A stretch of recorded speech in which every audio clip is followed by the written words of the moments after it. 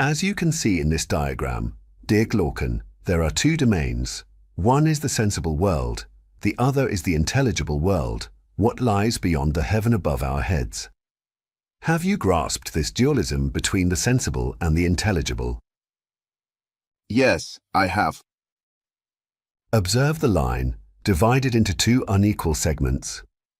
The shorter segment descends into the sensible world, the longer rises into the intelligible. Each is further divided into two unequal parts, in the same ratio.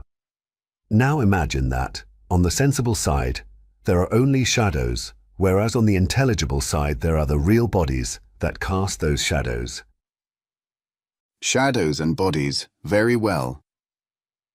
Would it not be obvious to say that the line between the two worlds separates shadow from body as the false from the true, as opinion from true knowledge?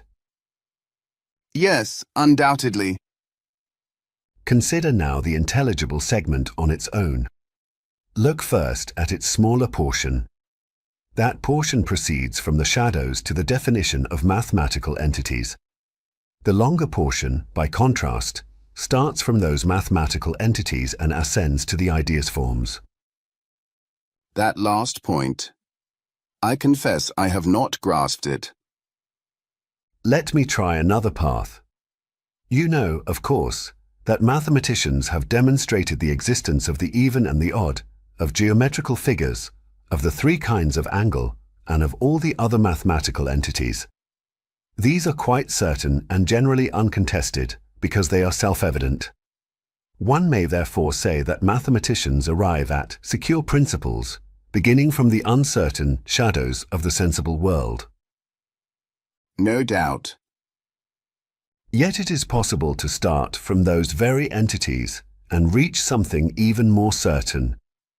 In that case, the aim is no longer the entities themselves, but the higher reality on which they are modeled, so that, when we contemplate those entities, we are not truly thinking of the square, the diagonal, or the figure drawn, but of the superior principles that the figures represent.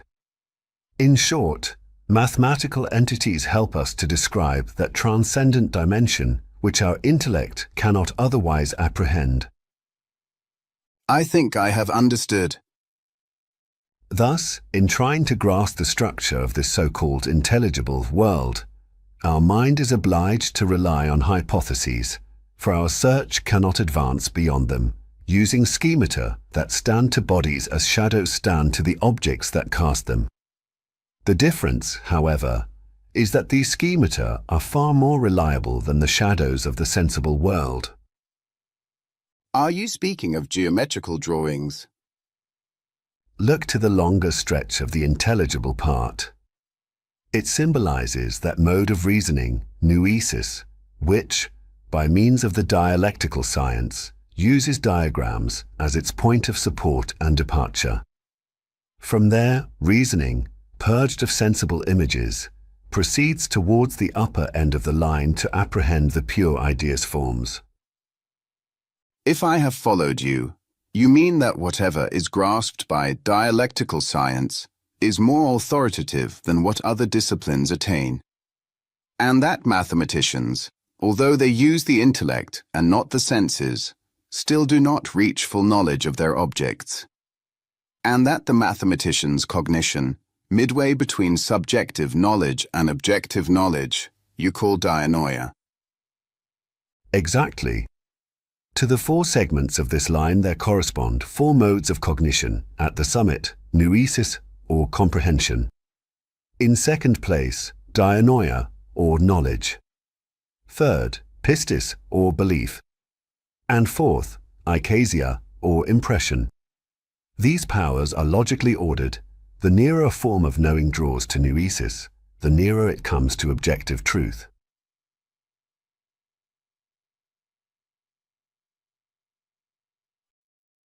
Here we have reimagined the famous exchange between Socrates and Glaucon in the Republic, picturing them as they converse in front of a diagram.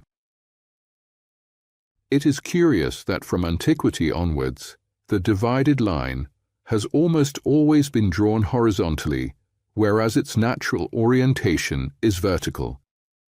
The Greek itself suggests as much. For example, the lower part of the line at 511a, or the higher segment at 511d.